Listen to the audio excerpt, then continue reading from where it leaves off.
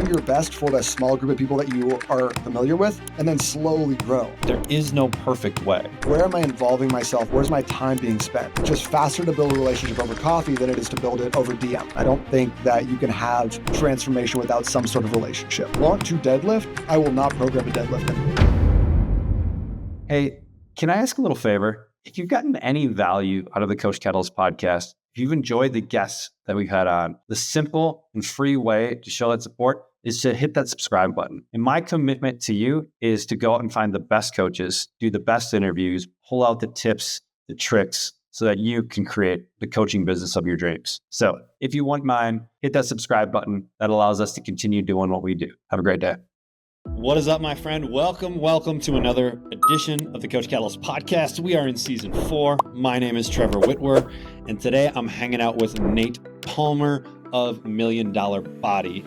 Now, Nate did start with the $1 Million Body. He started in Panama coaching people with Excel spreadsheets, and he eventually evolved into the $1 Million Body, which is his brand now, where he helps entrepreneurs and parents get that $1 Million Body. So in this episode, Nate is a practitioner. He is doing this. He's also helping coaches establish their own business, but he is in the trenches every day. So we talk about his business. We talk about lead generation. We talk about his structure. We talk about how he's fulfilling on his promises to his clients. Brand, obviously, with the $1 Million Body. So if you're a coach, if you're just getting started out, we talk about some lessons for early Nate. This is a great episode for any coach in the online space. So definitely give this one a listen. I'll see you on the flip side with Nate Palmer. Nate, welcome to the Coach Kettles podcast.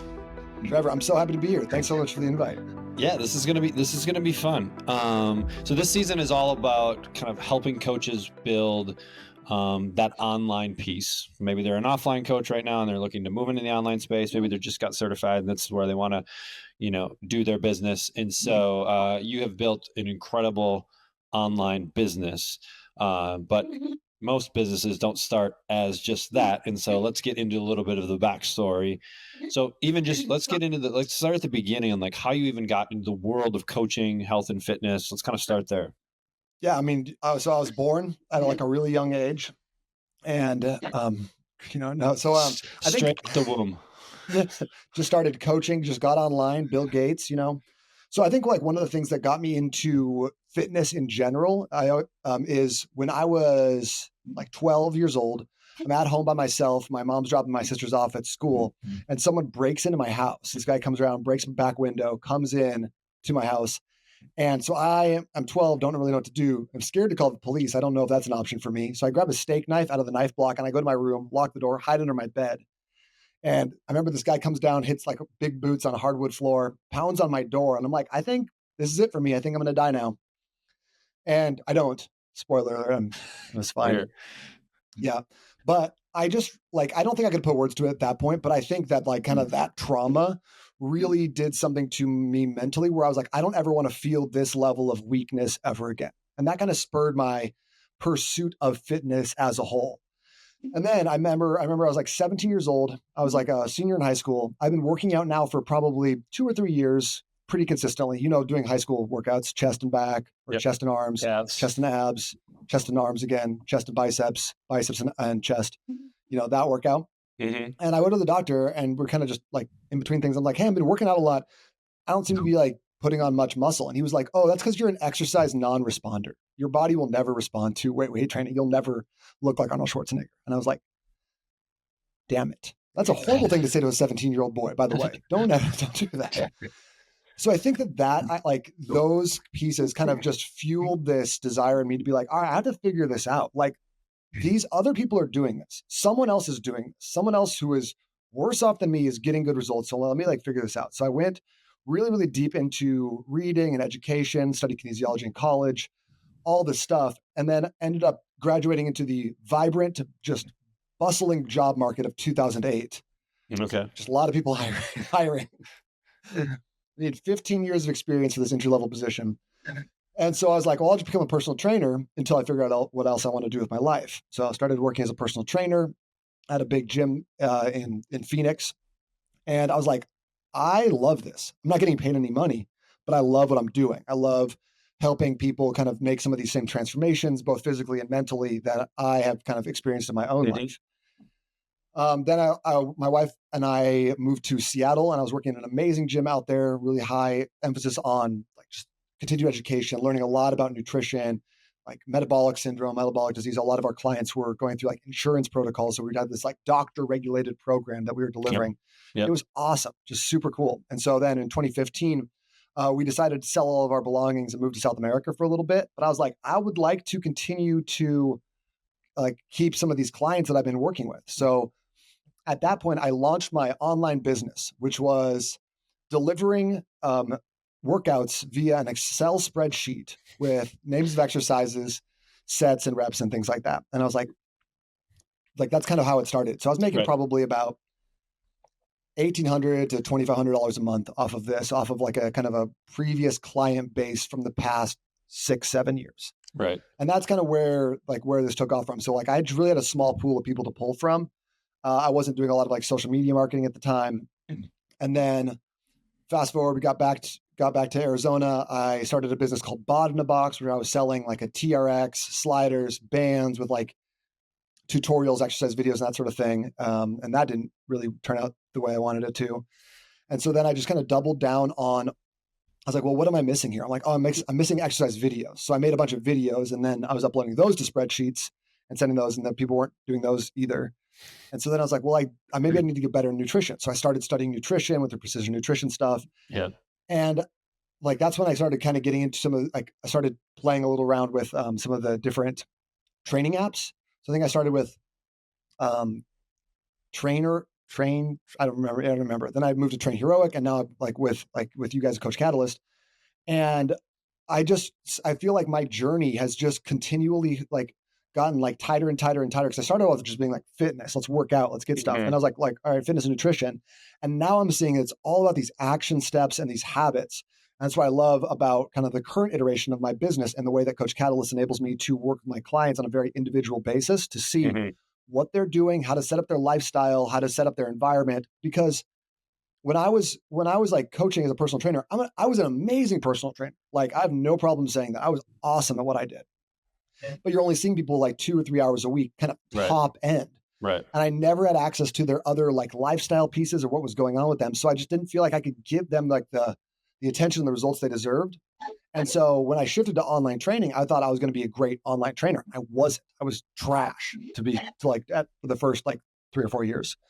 And it's just through these kind of like reps and reps and reps and just iterating and figuring stuff out that I finally have a business that I'm very proud of, Mm-hmm. that gets consistent results, and that like gives me the time freedom and the financial freedom that I want in my life, which has been a massive blessing. And I mean, we're going to get into all of that, but I want to go back. Where were you in South America? So we lived in Panama for about 6 months. We worked on a floating boat on the Panama Canal, and we were tour guides. So I would program for my clients on Sundays, do my coaching calls on Mondays, and then like go out and take people bird watching or fishing, or I'd go out at night on this like on a night safari. So we'd like cruising through the river on a big boat, and I have a 1,000,000 lumen flashlight, and I'd see crocodiles and stuff like that. And then, my boss is always like, you should have more rum and then jump on that crocodile. And I was like, no, Carl, that's a bad idea. But then one day I did, and it was a great idea. Is that legit? Did you actually jump on a crocodile? Oh yeah. Like legit, like jumped off a boat into the water on a crocodile. This wasn't like a stuffed crocodile at the zoo. No, this was a 6-foot long spectacles caiman. And what happened?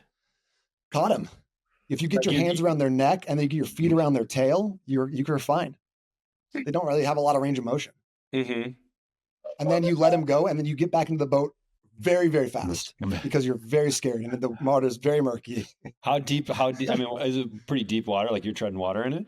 No, it was like marshy. So It was like I was kind of standing like kind of in the reeds, because most of the time they'll be posted up like kind of on the banks. Right. And so with this flashlight, you could just kind of like go across, and you could see their eyes light up. And reptiles always light up red. Okay. Birds will light up like white or blue, and then mammals will light up green. So you kind of like look for different animals and stuff. You see sloths in the tree and stuff. That's fascinating. It was insane, and like it's impossible to describe what a trip that 6-month experience was. I'm going to tell my kids about it one day, and they're going to be like, "No, you didn't." Be like, "Look at this video." That's so awesome. I mean, good for you guys to do that. Like at a stage when you had the capacity to do it. That's awesome. Yeah.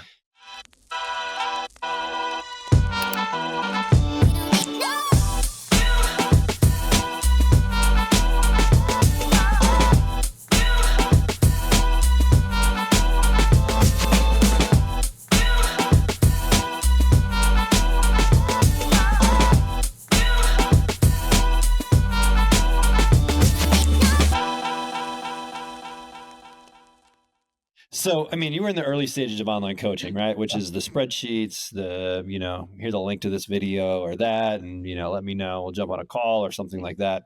Mhm. And it's obviously evolved a lot from then. And so, early on, what do you feel like some of the keys to success were? Like you explained a little bit, like you'd already built like a relative client base, right? You've done some work in the trenches, worked with a lot of people, which allowed you kind of a pool of people to be like, hey, here's what I'm doing. If you're interested, let me know. But what else do you feel like you did well? Like, I mean, looking back on it now, it's like, oh, like that was probably a smart decision that allowed me to see a level of success. Like I don't honestly have a lot of good things to say about the early times. My programming has always been on point. I'm good at Hmm. programming workouts.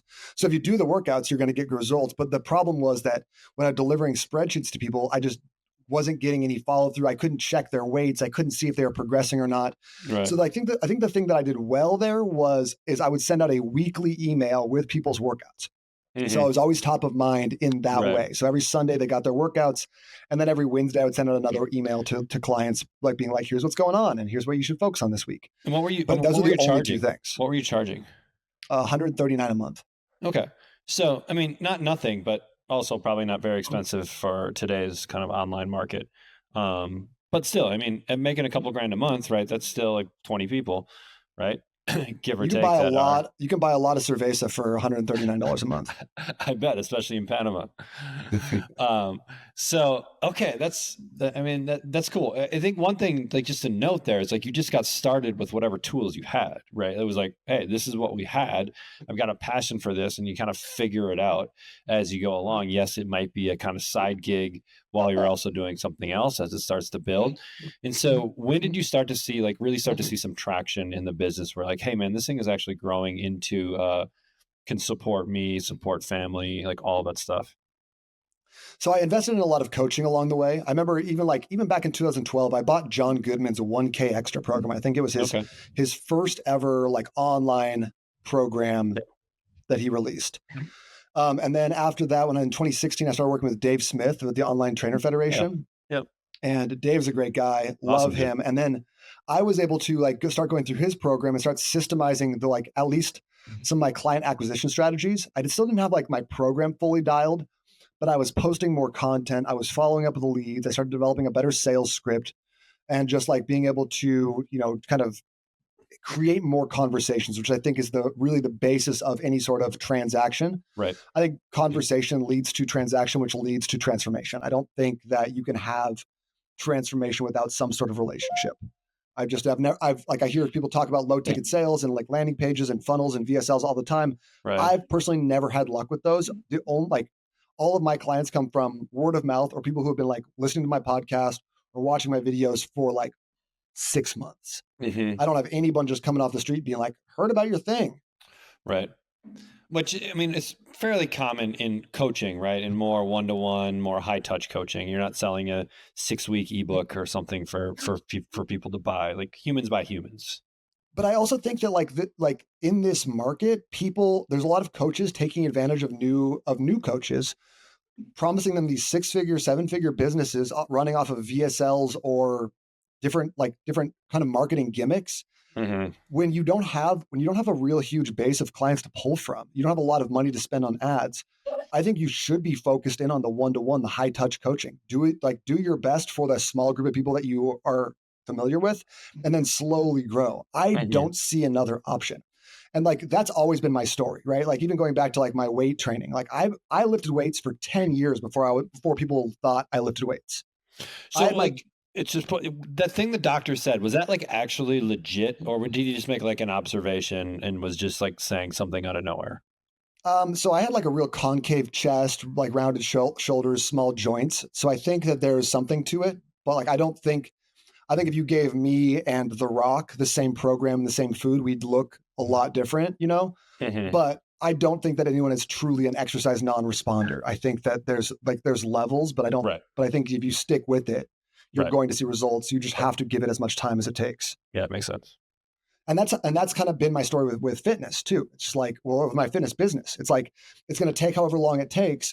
There's a lot of people promising magic results, promising that if you take their supplement, that you're going to see these crazy results. You take their course, you buy their coaching, they're gonna blow you up. And I've never ever seen that in my history of working with lots of coaches personally to help me, and then working with other like nutrition and fitness coaches who have been burned many times. Mm-hmm. My favorite thing about Coach Catalyst. My favorite thing about Coach Catalyst. One of the things I love most about Coach Catalyst. There are lots of things I love about Coach Catalyst. And the reason why I love Coach Catalyst is that the accountability off the back of that is simplicity. The support is amazing. It allows me to give so much of me to my clients. It's the drip feeding of content. I can schedule lessons for my clients in advance. Game changer for freeing up time. It gives me my time back. It's so simple and so easy. Hi, I'm Kane, the founder of Coach Catalyst, the #1 accountability and communication software on the market today. We help coaches just like you keep their clients accountable and scale their business beyond what they've ever been able to do before. So if that sounds like something you want, let's take a look at how we can help. So Coach Catalyst was built on the 4 C's of coaching. Those are content, communication, community, and consistency. So for content, you need to go beyond just workouts and deliver the whole experience for the client so they get the results they deserve. For communication, you need to own your communication. If you don't own the communication, you don't own the client. So make sure you stop texting clients and use a centralized platform. For communities, get off of Facebook groups and take ownership over your social group with Coach Catalyst communities. And for consistency, the foundation of all results for clients, we took the best-selling book Atomic Habits and built all of these fundamentals right within our app that's going to guarantee to get your clients the best results possible. If you want to start using the 4 C's with your clients, content, connection, community, and consistency, make sure you run over to Coach Catalyst and start a free trial today. I mean, it's very much like a brick by brick approach, right? It's not this like you're not all of a sudden going to have a skyscraper overnight. And so like the only thing I may kind of challenge you on that aspect is I have seen the ability with like a really nailed in niche and a high level expertise. So thinking like doctor or PhD or things like that, where you're maybe hyper focused on a very specific topic, maybe it's menopause or something like that, and you're able to go from like webinar or that kind of thing to get them there. But the pain is so great that if you have a really high pain item and you have the solution to it, I think you can convert someone pretty quickly. But the vast majority of coaches that are listening to this and that are doing coaching aren't probably in like the high pain where someone is like, I need to give money to someone right now to fix this thing. Mm-hmm. That's totally fair. And I think one of the things that's actually handicapped me as a coach is loving fitness so much and having a pretty wide like area of knowledge around fitness and nutrition. Because I think like a lot of people can resonate with the idea that I can help anyone. I can help anyone lose weight and help anyone get in better shape.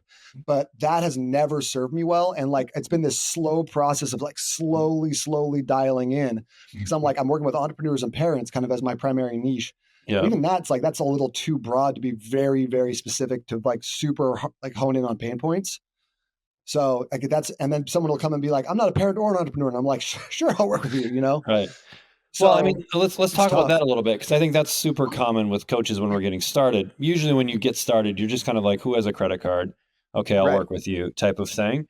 But as you're in the industry longer, you start to figure out like, who do I resonate with? Who are the people that I can really over deliver for and who energize me and I love working with? And so how is your evolution? I mean, we talked about at the beginning a little bit. It was kind of like, hey, I had the gyms, I had that, which they had their own market.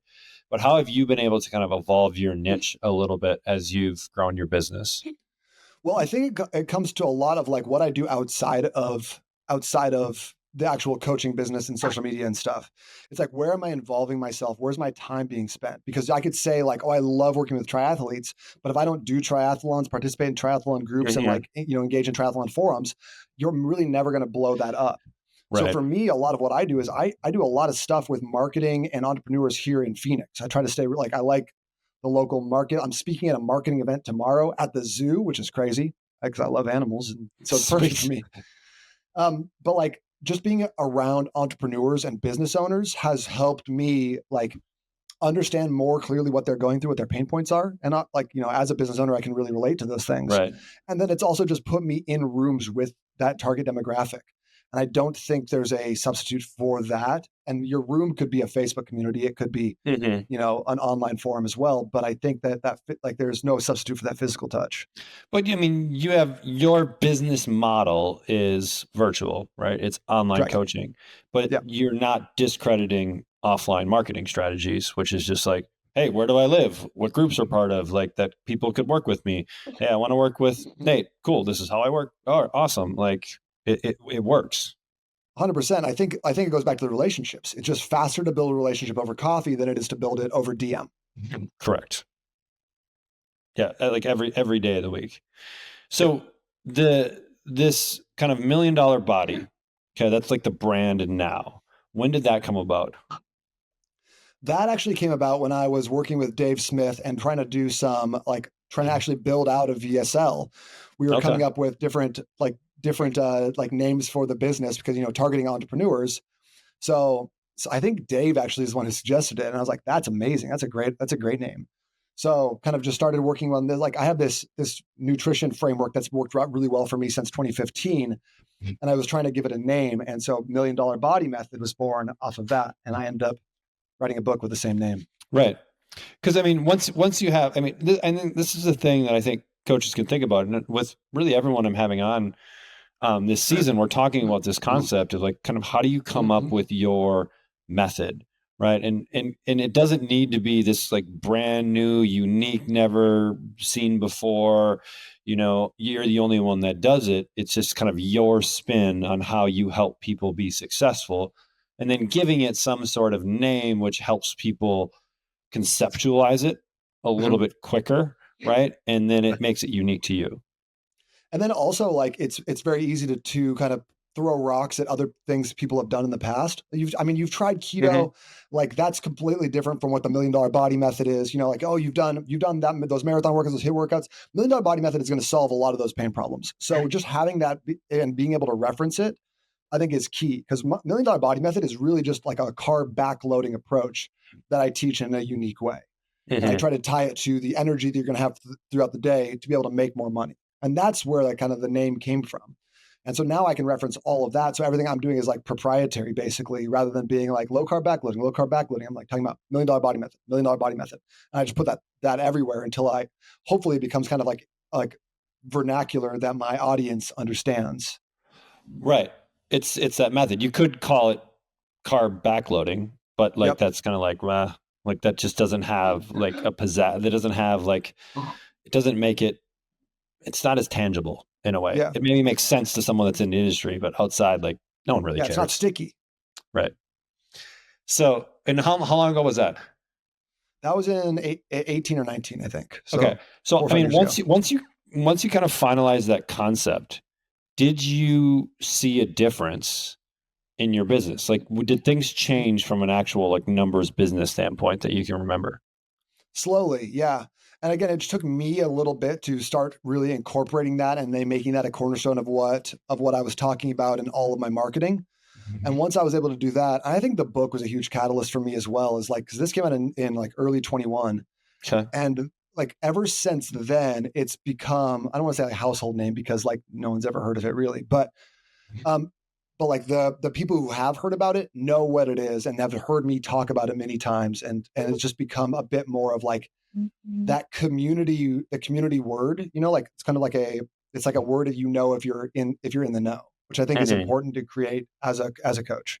My favorite thing about Coach Catalyst. My favorite thing about Coach Catalyst. One of the things I love most about Coach Catalyst. There are lots of things I love about Coach Catalyst. And the reason why I love Coach Catalyst is that the accountability off the back of that is simplicity. The support is amazing. It allows me to give so much of me to my clients. It's the drip feeding of content. I can schedule lessons for my clients in advance. Game changer for freeing up time. It gives me my time back. It's so simple and so easy. Hi, I'm Kane, the founder of Coach Catalyst, the #1 accountability accountability and communication software on the market today.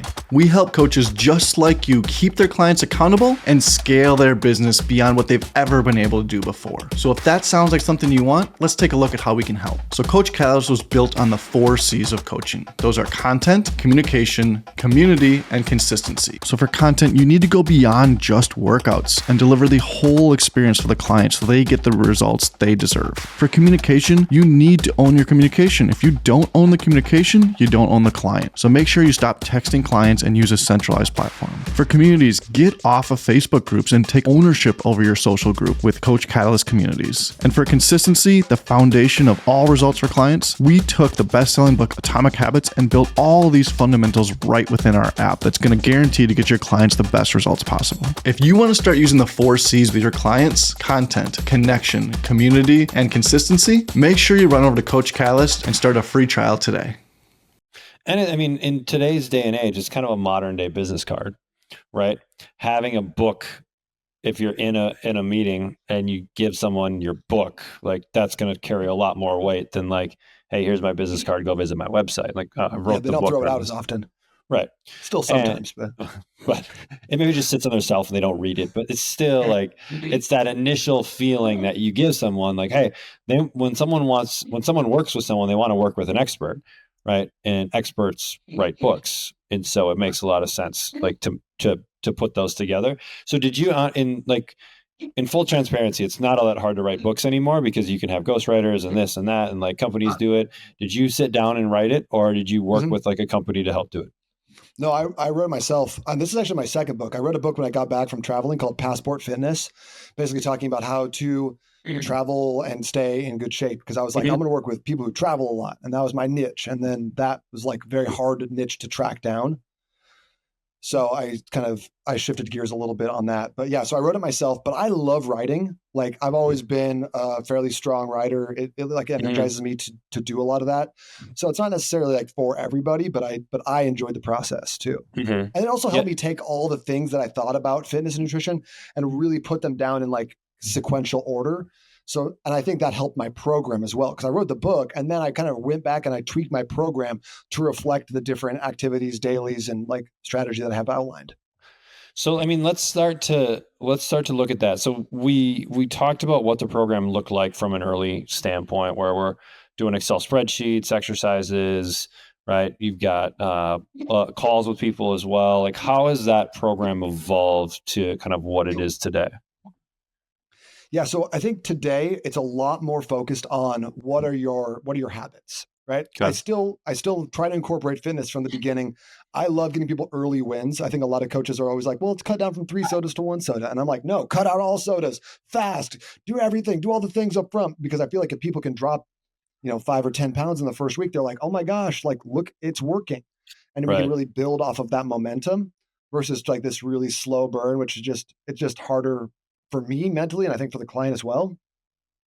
So now I have it divided out into like 6 phases, kind of based on the client, and where it's like kind of we're still starting off with like a lot of pieces, but we're adding in as we go and just kind of trying to incorporate what I consider like I call them the 7 daily investments or the dailies from so like again trying to like keep it very investment oriented. Yep. Right. And it's basically breakfast, lunch, and dinner are 3 of them. And it's like a gallon of water, an AM routine, walk or train 20 minutes, and then write down your 3 critical tasks before bed. So everything's kind of designed to keep fitness top of mind. So that way throughout the day, if you get 7 wins throughout the day, I feel like that really builds momentum. And the thing I love about Coach Catalyst is actually that allows me to capitalize on that. And then people do like 2 days in a row and they get the confetti and it's very fun, So a lot of what I do and teach is based off of that momentum. And I think that's one of the things I really love about your platform. So when you're bringing people into your program, right, how do you structure yours? Is it like, hey, phase 1 is X amount. Are you doing money down and then a monthly fee? Are you doing paid in fulls? What does that structure look like? I try to get it paid in full. So my program is $3,500 for 6 months. And if people pay in full, I'll do it for 3,000 right off the bat. Otherwise, I'll split it into just like 3 or 6 like monthly payments. Type payments. And how long have you been doing that? 2.5 years now. and Okay. I like it. I haven't changed my prices yet. I feel good about the service I offer. I feel good about that price point. I'm happy there for now. But Yeah. I So feel it's like, about 500 a month. Is that what it comes out to yeah, essentially? Yeah. yeah. So with that, like that's kind of that's my high tier program. So we're getting on a call every single week. I got an accountability coach checking with them. They do their like weekly reports to get back to me on like what's been challenging, what they were good at, and try to respond to those on the weekend. Everyone gets workouts as needed for their whatever their setup is. And then everyone's got action steps or like, the dailies in there as Mhm. well, depending on what they want, accountability and are committed to. So, I mean, with that, like, I mean, that's a fairly like intensive process, right? If we're reviewing check-ins, we're doing a call every week. Like, how many clients do you feel like you can realistically hold with that type of deliverables? Probably like 20 to 25 Okay. at that program. But then Right. what I do after the 6 months is I move people to what I call the $1 million Body Mastermind. And so that's either 2,000 for the full year. So I try to get another paid in full on that. Otherwise, it's 249 a month. And now we Okay. moved from weekly check-ins to monthly check-ins because now they have kind of the gist of it. They've got their habits. They know the system. They know what their roles are. And it's just a lot easier to work with people who have already gone through the process for 6 months. But I really like when they go through that intensive phase, get some good results, and then we can just keep them on for as long as it serves them. Got it. So, and is it one-to-one calls? Is it one-to-one calls in the lower tier, or is it like a group call? One-to-one calls. I have not figured out how to make a group call work with everyone's schedule yet. I was doing that for a while, Right. but then I felt like I was just losing people, or like someone I wouldn't see somebody for 4 months, and I was like, man, I just got to get on a call with that person. So I currently have about 75 clients total, but I have an accountability coach who helps me out with a lot of stuff. So he does some one-on-one calls. Mm-hmm. So I think I could probably accommodate up to about 90 right now with my current model before I would need more help or to change something. Have you played with the model at all as far as like number of calls going every other week or one call a month, or have you just kind of always done the one call a week? For like the intro, I'm generally doing one call a week for at least the first 3 months, just to Okay. make sure that we're like on track. And then after that, I either will move to like 15-minute calls once a week or like once every other week, kind of on or more on an as needed basis. But I feel like there's a lot of power in the face-to-face check. Mm-hmm. Yeah, it's really interesting. I don't want to. I don't want to spoil it for other people, because I don't know necessarily the order of episodes when all of this gets launched. But the last guy I had just did his recording with Nick Comodina. He did like a study looking at calls per week versus every other week versus once a month, and a couple different strategies, and he came up with some interesting data on what they found to be the most effective like communication pieces of it. So I won't spoil it here because I don't necessarily know what we can always talk about it offline. But so for those listening, you'll have to listen to that episode to hear that stuff. That's But cool. it's just really interesting hearing how people approach this, right? Because honestly, like there is no perfect way, right? And so a lot of it's around figuring out what works for you, right, as a coach. And I mean, it kind of seems like you're building this business a little bit around your lifestyle as well, rather than just trying to build the biggest business possible. Yeah, because I feel like for a while, like especially getting caught up in kind of entrepreneur culture where it's like grow, build, Right. 10x, everything Grant Cardone says, Yep. it's just easy to start thinking about how do I get more and more and more. And I think I kind of got lost in that for a little bit. At one point, I had 114 clients and I was just dying. Like I was Just working all you, the or time. who else was it? Just you? Did you have like an Just assistant me. coach? Yeah, that was Just right you. before I got my assistant coach. So Okay. I was getting crushed. Yeah. And I was like, this isn't worth it to me. Like the extra money is not worth the fact that I can't pick my kids up from school. So Right. that I kind of had to reassess, like not only like how I want my lifestyle to go, but like how I want to coach my clients because I was trying to do all these group coaching. I was trying to like smush everybody together, trying to like, just do everything that would allow me to do less work. Mm-hmm. And I kind of had a bit of like a realization that wasn't the way I wanted to run my business. And that's not the way I wanted people to be treated who came through. I didn't want them to feel like they were just a client. I wanted them to, have that relationship because like when I was a personal trainer, that was one of the most important things to me was like building relationships with people. And, I have a lot of people that I've trained since 2012 that are still working with me. And like, I know their families, I've seen their kids grow up. Like that's what I love. Not necessarily just an additional person paying me $250 a month. It doesn't really matter. I'd recommend this to any coaches or even clinicians out there that are looking to build a business around a product that they already really believe in. As a brand new user, just being sold on the streamline of being able to put everything in a centralized location, anyone that is just fumbling with Google Sheets to Facebook messages, group messaging, text messaging. For anybody that wants to be able to coach their clients, many times you use different tools and resources, and when you're trying to manage that, even on a Google Sheet or on regular technology, you're limited on duplicating the data over and over. I think if I'm going to, recommend the app for anyone, it's going to be myself. If I want to take my business to the next level, so definitely looking to do that in the near future here. Everybody can really benefit from it. I use it in the rehab sphere, but I also utilize it in the training thing. You can do the same thing with nutrition, right? There's so many uses for it. For everybody, coaches, clinicians, anyone that kind of works in the industry, chiros, PTs, trainers. This is one simple solution that we can create to all of our users and all our clients. So if you want to create a way to systematize your business so you can scale, I have not seen a better product for that.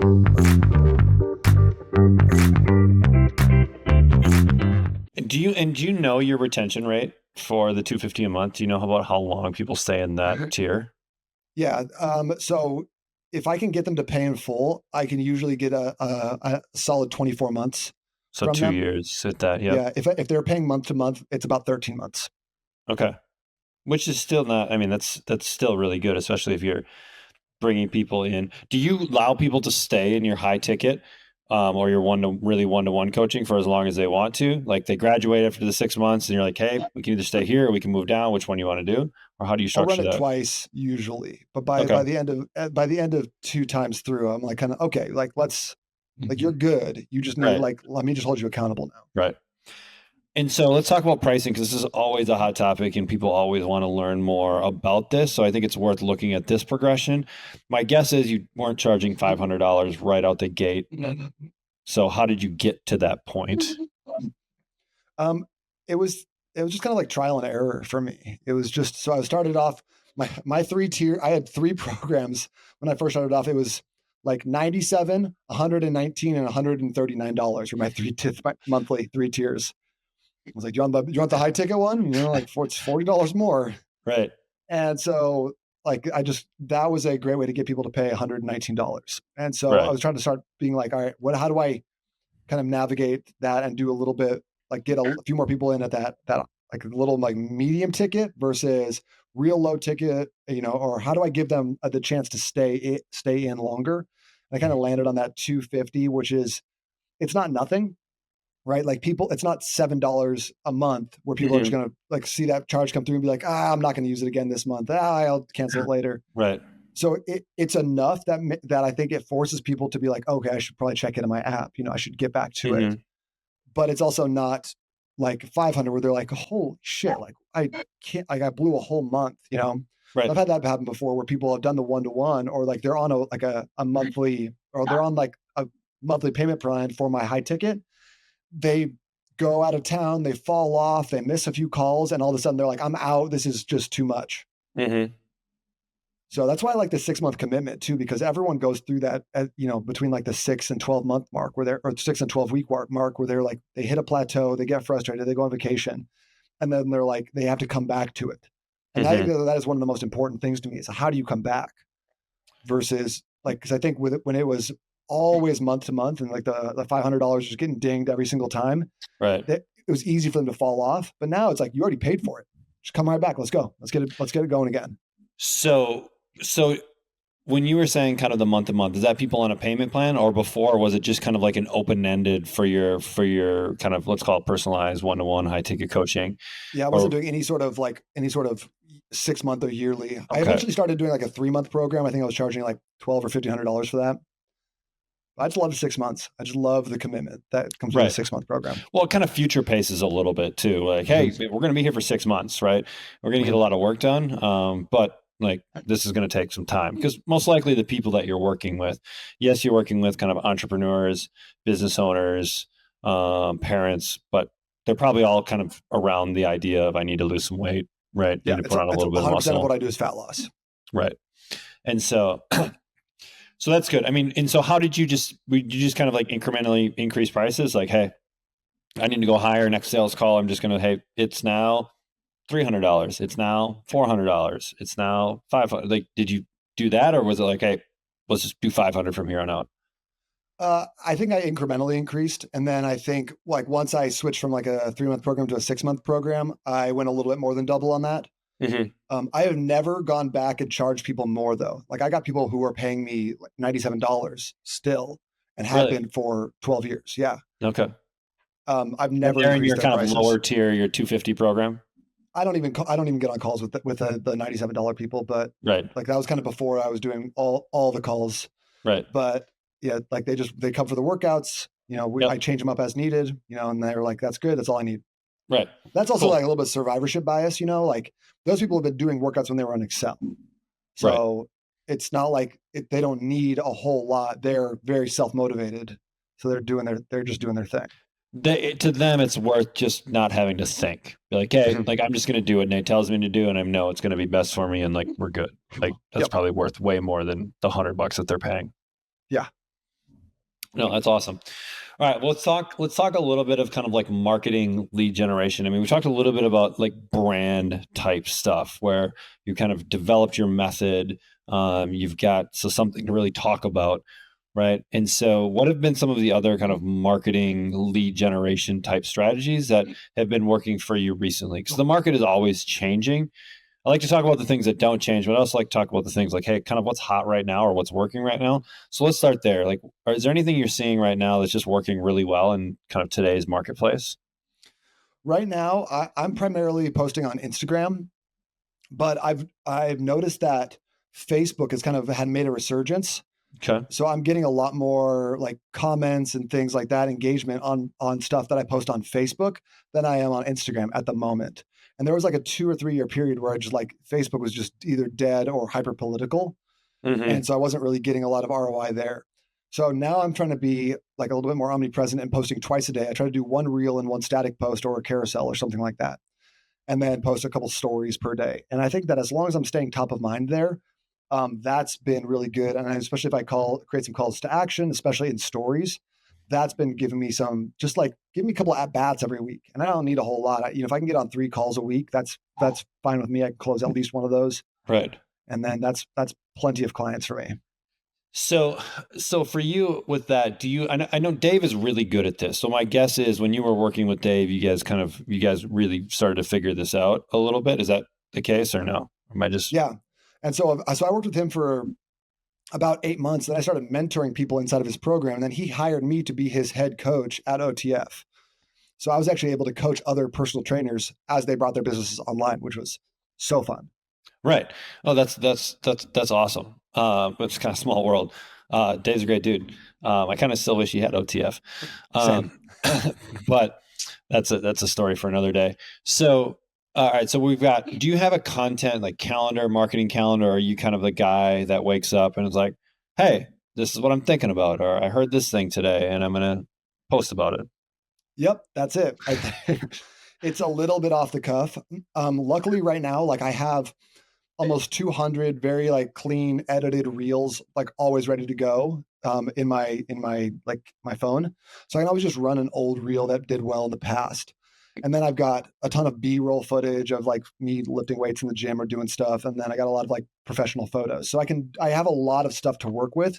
So it's easy to just throw something together, put a quote on it that I like, or it's something I've been thinking about, or just throw up a picture, like a random picture, and then have a caption of something that I've been studying or has been interested in me recently.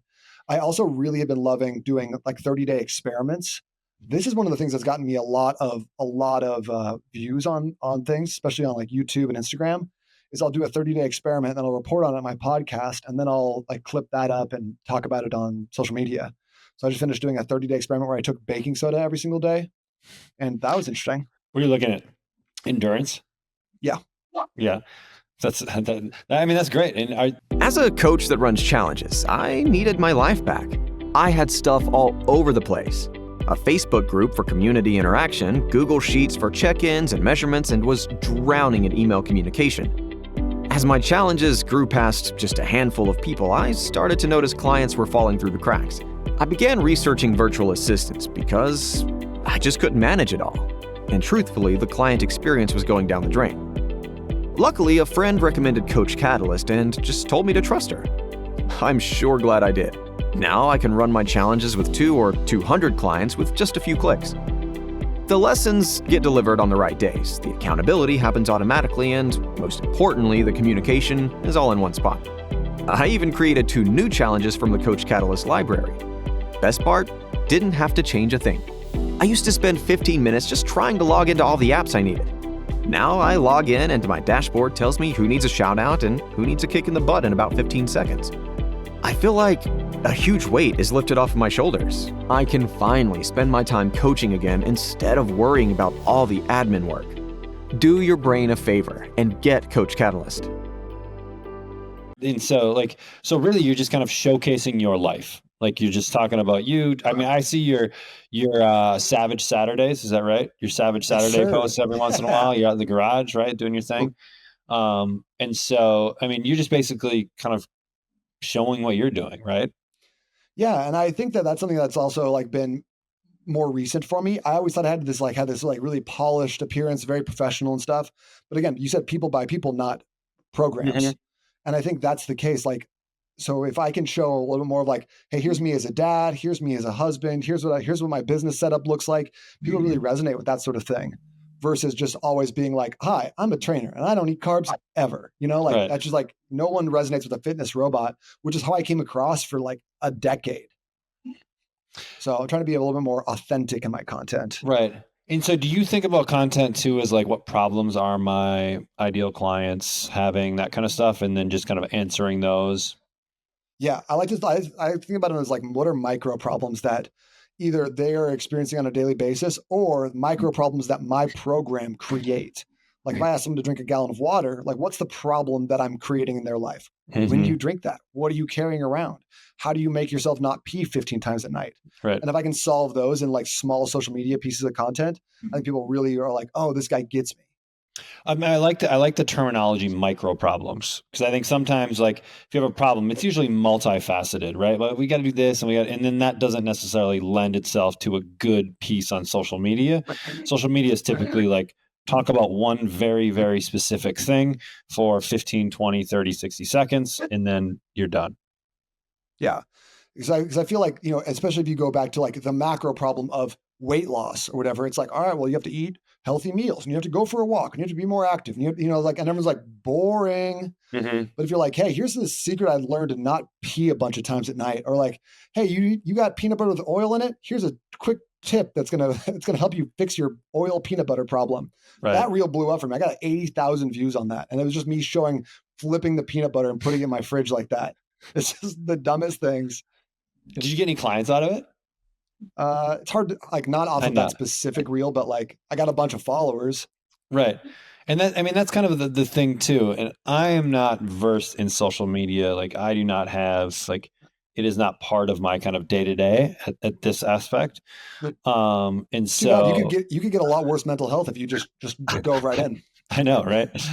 And so I just stopped running businesses and just focus on that. But followers doesn't always mean clients, right? So I think sometimes people get it twisted and like, okay, I'm building this huge, massive social media following and yada, yada, yada. But that people with massive followings don't necessarily have great businesses. And so how do you kind of like balance those two of like, hey, I need to be maybe getting followers and growing my reach, but also like driving people to like giving me credit cards so I can help them solve their problems. Well, I feel like if you're getting followers, I think it's good to, number one, be a little divisive and kind of have that line in the sand where you're like, I'm against veganism. If you're a vegan, like if you want vegan health advice, you are in the wrong spot because we eat meat over here, something along those lines where you can now kind of distinguish your people from not your people. I think that's good. And then also I think having a lead magnet that solves a specific problem to your demographic and then offering that frequently. Like this book is called The Entrepreneur's Diet for Superhuman Focus and Rapid Fat Loss. So it's pretty specific who I'm talking to with this. So whenever I offer this, I don't get a lot of people who are like, I work a 9 to 5 and I have 6 cats. That's not the people who are opting in to like give me their email address in exchange for the book. So then are you doing regular emails as well? I love emails. Yes, that's like my favorite thing. And that's probably where like probably 60% of my business comes from. I have a decent Okay. email list. I got about almost 10,000 people on it over over the course of the last 15 years of training. And so I try to write out 2 or 3 emails a week. And I've recently gotten into the groove of writing like at least one that's like a mindset shift rather than like just imparting education. I love talking about fitness tips, nutrition tips, and things like that. But I think that also is not transformative. But if you can help shift people's beliefs a little bit in terms of motivation or willpower or this thought they have like, well, I just don't have enough willpower. I just need to be more motivated. And you'd be like, well, here's what I thought about that. And I realized that wasn't completely true. And here's now how I think about it. I get a lot more people hitting me back up on those emails than the ones where I'm like, here are 3 tips about how to do your cardio better. Right. Yeah. I mean, we've seen it again and again with a lot of people with email is still a core strategy in getting clients, right? Social media might be better for awareness and all of that, but trying to get those people off of socials and getting them into your inbox or getting them into your CRM where now you can have that conversation has a tendency to lead to more like people giving you money. And then I hear from people all the time who I've not heard from in 8, 10, 12 months who are like, I read all your emails. And that's like the coolest thing, because I feel like when you just stay top of mind, you're just always putting your name in their inbox. Then when they're ready, they're going to reach out because you're the guy. Right. Yeah. And I think that's a great way to think about it too, right? We can't predict when someone is going to be ready. The thing happens, they look in the mirror, the whatever, right? And if you are top of mind, right, now all of a sudden an email hits their inbox and they're like, boom, okay, let's do this now. And so how many clients do you think, like in a percentage standpoint, do you get from just offline, meeting people offline, groups, meetups, locally to the area?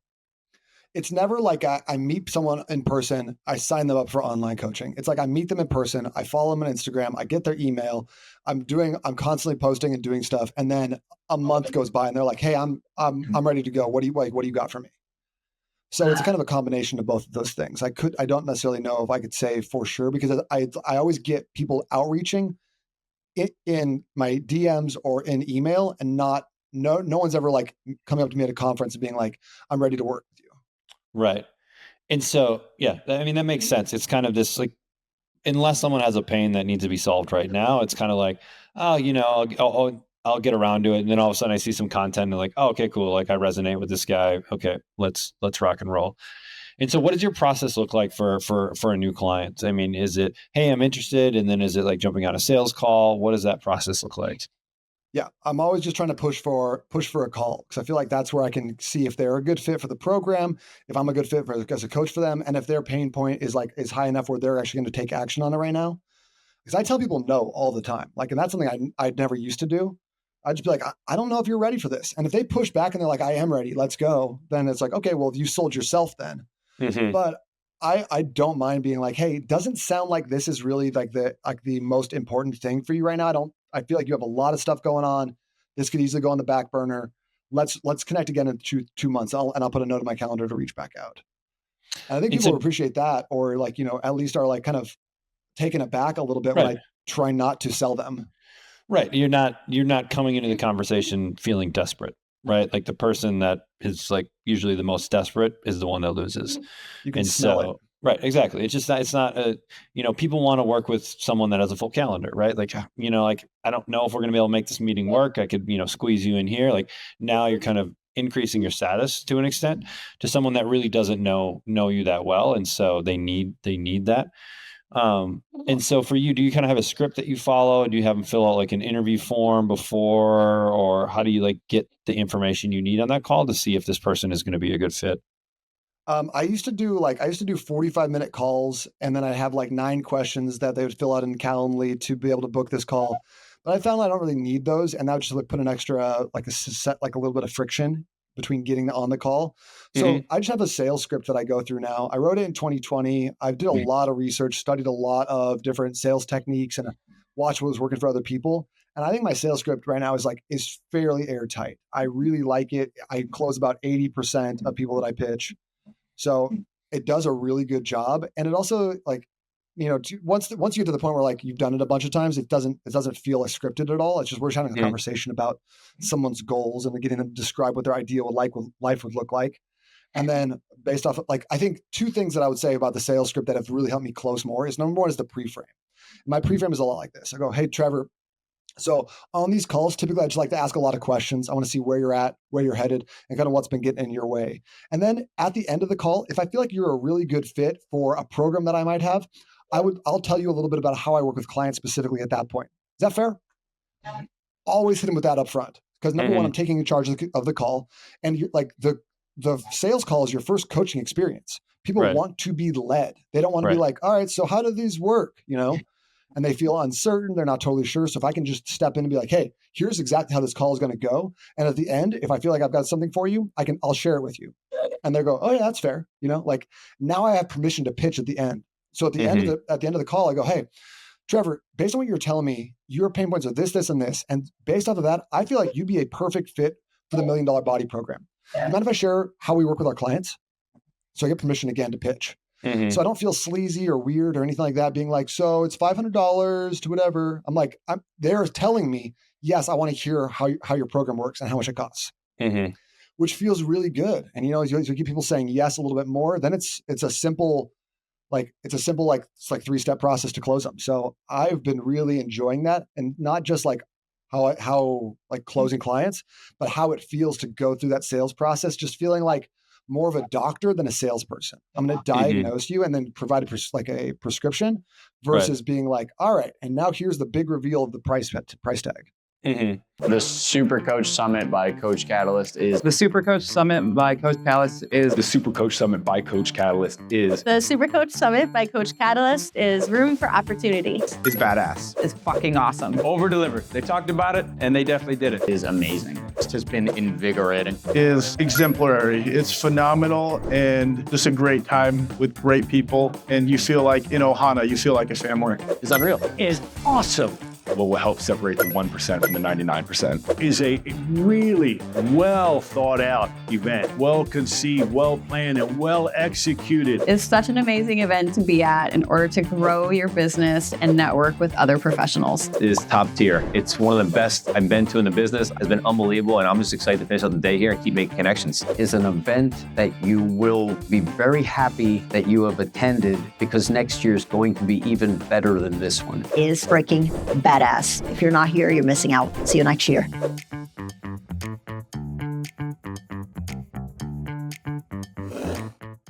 Right, because they wouldn't get on the call if they weren't remotely interested in working with you, right? And so, Correct. They're already kind of warmed up a little bit. And if their problems are big enough, right, and you feel like they're a good fit, but you probably get onto some calls too where it's like, man, I don't really jive with this person, or like, I just don't think this is going to be a good relationship. And then do you not pitch at the end, or are you just like, hey, I don't think this is going to be a good fit? No, I'll just say, hey, like based on what you're telling me, I think there's one thing that you could be doing that I think would start you off on the right process. I just want you to go do X. Okay. And then hit me back up in a couple months. Let me know how things are going. And then sometimes they'll be like, well, what about working with you? I'm like, well, I don't think it's like right now is really the right time for that. Go and try this. If you can not nail that down, then maybe let's reach back out and we'll have another conversation. And so throw a gauntlet. Yeah. So that might be someone that you don't feel is like truly committed or not necessarily ready to make the change. Or someone I just don't feel like, is a good fit for the program, Right. So you're still, it's still getting value, right? You're still providing value on that call, and they're leaving feeling like, hey, I know what the next step might be for me. Yeah, I want to give them something that's tangible that they can start doing. I also want them to be happy that they got on the call with me. Like I want to respect their time and make sure that they feel like that was a positive experience, because maybe they're not the right fit, but maybe they know someone who is, and that's happened a lot where someone's like, hey, my aunt is having this issue right now. Can you talk with her? Sure. Yeah. Because they just had a good experience. They didn't leave feeling like they got sold or anything untoward. And then, what does the first like 7 to 14 days look like with a new client for you? So a lot of that is like, I have like an onboarding process where they go through and watch a couple of videos. How do you track your metrics? How do you read your workouts? How do you do macros if we've chosen to go that direction? And then I always have handbooks that I put together based on the program that they're doing. And so it's like, all right, here's I want you to look at these first 6 pages and do X, Y, and Z steps in those. So I have it pretty well structured. And then I always try to get on the phone with them within like the first 2 or 3 days of starting the program to make sure that they are very clear on where they're going, what the next steps are. So there's no uncertainty, because I think that uncertainty really kills momentum. So if I can just make sure that they have very specific steps to follow, then I think that we're kind of on the right track. And then every single time I do a call, whether it's an onboarding call, the initial one, or anytime else, I'm always taking a lot of notes in the vault. And then I always create something I call action steps, which is like, all right, today you're going to work on this snack, or you're going to get to bed at 9 p.m. And then I'll send those action steps to them so they know exactly what the expectations are moving forward. So always want to leave people with like direction. Right. And then as far as workouts, are you still providing workouts? Oh yeah. Yeah. That's my favorite thing. So people, I'd love when people are hitting the workouts and being like, oh, I love Bulgarian split squats. Or actually they never say that. That's never once been anything someone said. I love it. So how do you go? I mean, programming in the offline world is a little bit different than programming in the online world. I can't see you, right? You're not in front of me. I can't make real changes. Like I can't make changes in real time. The assessment process is a little bit different. So how do you kind of go about solving all of those problems for people? Or how do you get the information you need in order to provide something that's effective for this person?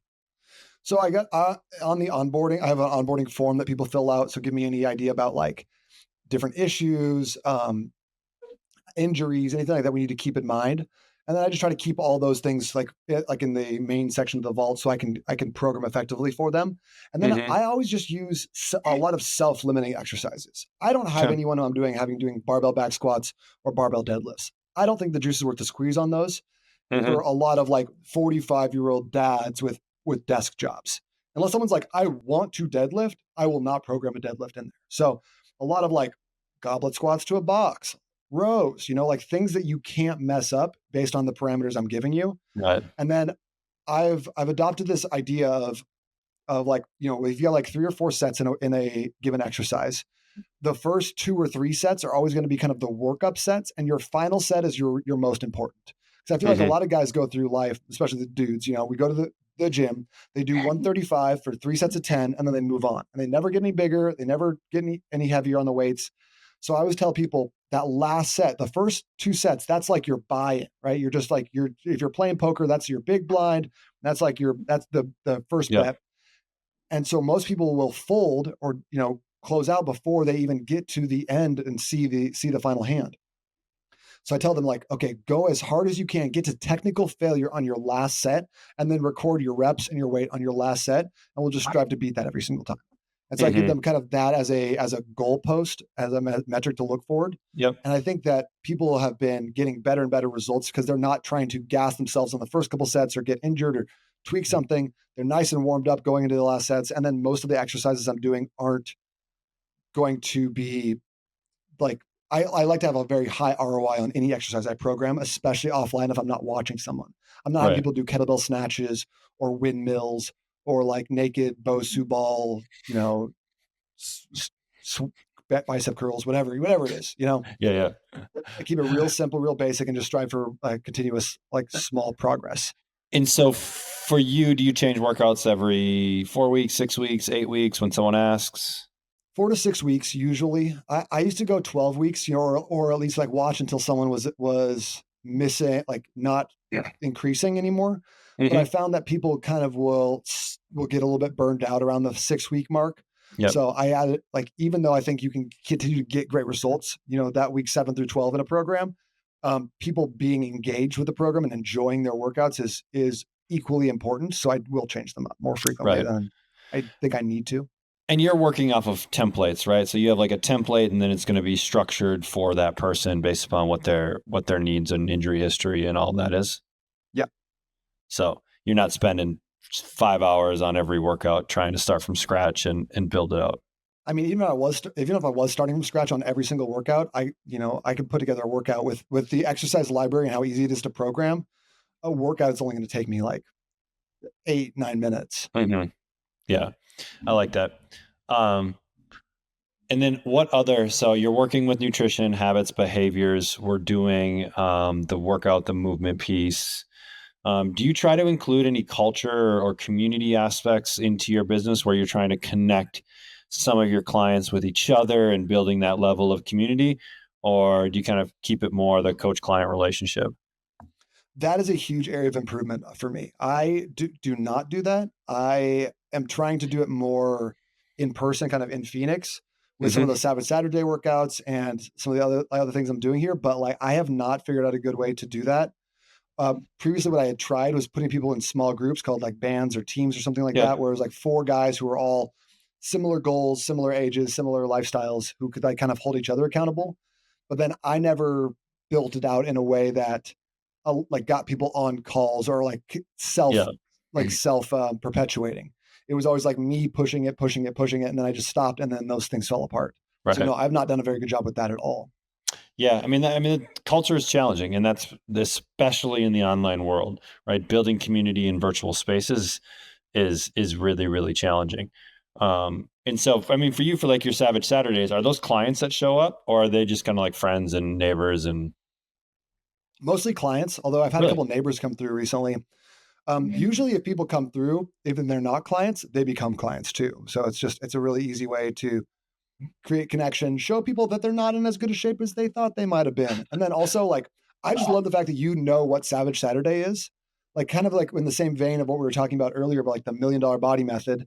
Right. Like having those words and having kind of like things that you stand for, so important to like stand out in such a crowded space. Like, I think if you ask people who follow me on social media, they'd be like, you're like, what is Nate all about? They'd be like, he's about working out, jujitsu, tacos, and his family. And I think that's about it. Right. So I feel like having a couple things like that where you're like, I do it like this. Here are a couple fun alliterations that I have in my own life. Right. Like that's money. I love that. I love that. And do you just like throw a workout on the board and just kind of do almost like a WOD style, hey, here's what we're doing today, let's get after it? Yeah, I generally try to do like a lot of circuits because I have limited equipment. I don't have I only have 1 barbell, like only 1 set of dumbbells, only 1 bench. So it's a lot of like, oh shit, another person showed up and we're going to do wrist curls. Let's go. Right. Somebody's crawling on the grass. Yeah. Oh, that's awesome. I love it. So if you were going back and coaching a younger version of Nate, what would be some of the first things that you would say? Like, hey, do this first. Like, you can worry about that other stuff later, or here, focus on these things. Yeah, I would say number 1 is stop trying to be everything to everyone. That's a lesson that took me forever to learn. Like pick one thing, even if it doesn't seem like it's going to grow as fast, it actually will grow faster if you are very targeted. So if I could go back to 2016 and be like entrepreneurs, I think my business would be completely different by now. I would have evolved several more times.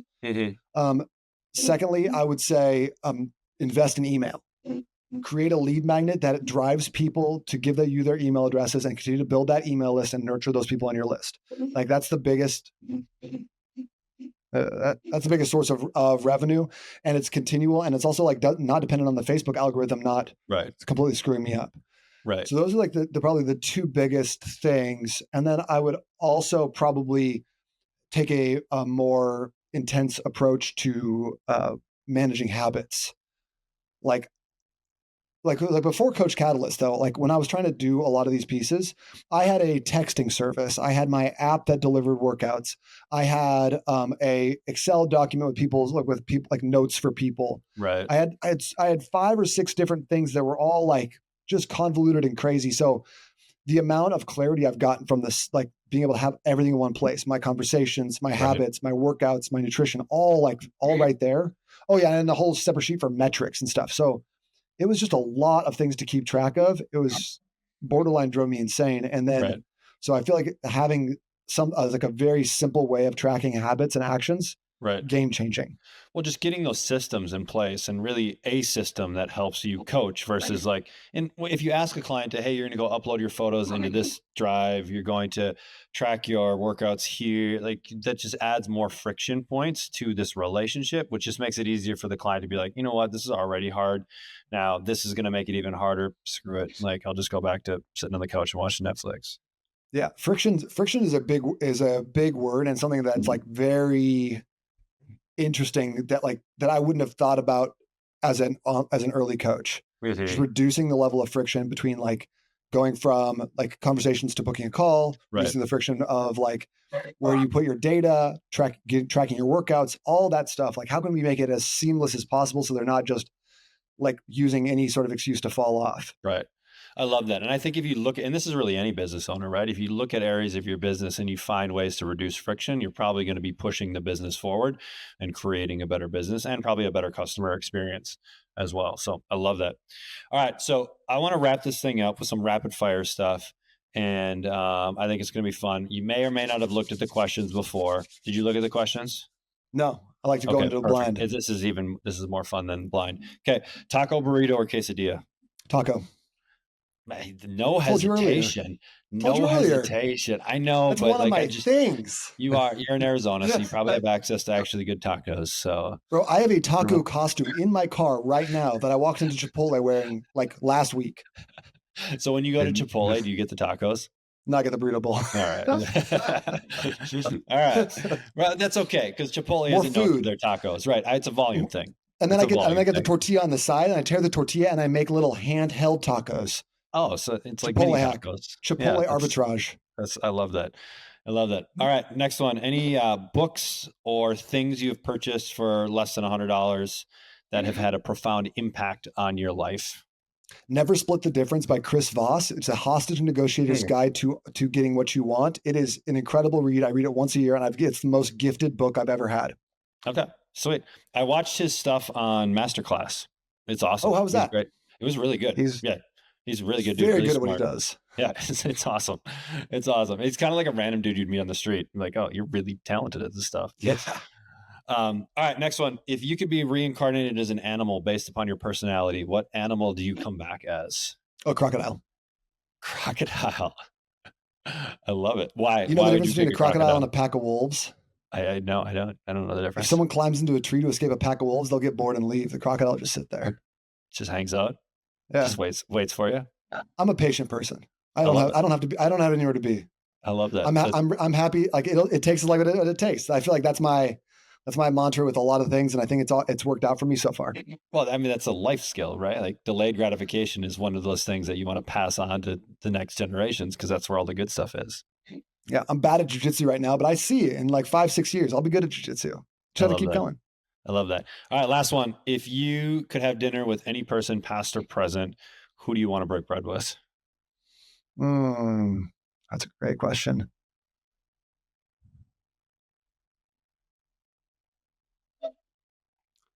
I would say Abe Lincoln. I would like to have dinner and then fight him. And then, was he a fighter? I haven't read a biography or anything, but you say probably. He had an axe, cut down a tree. I think that was Lincoln. All right, I like it. You feel like your skills are up to it, or would he take you?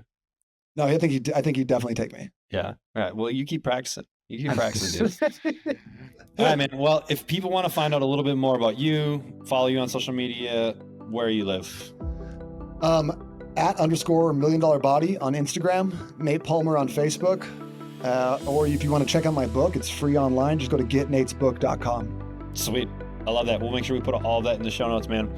Thank you so much for coming on. I really appreciate it, brother. All right, Trevor. Thank you, brother. It was a lot of fun. Thanks so much for listening to another episode of the Coach Catalyst podcast. If you are a coach looking to do more for your clients than just workouts, give Coach Catalyst a test drive. Try it for 14 days. Jump on call with your personal strategy coach, Ashley, and see how easy technology can be, all for free. Tell them Trevor sent you. Until next time, keep changing lives.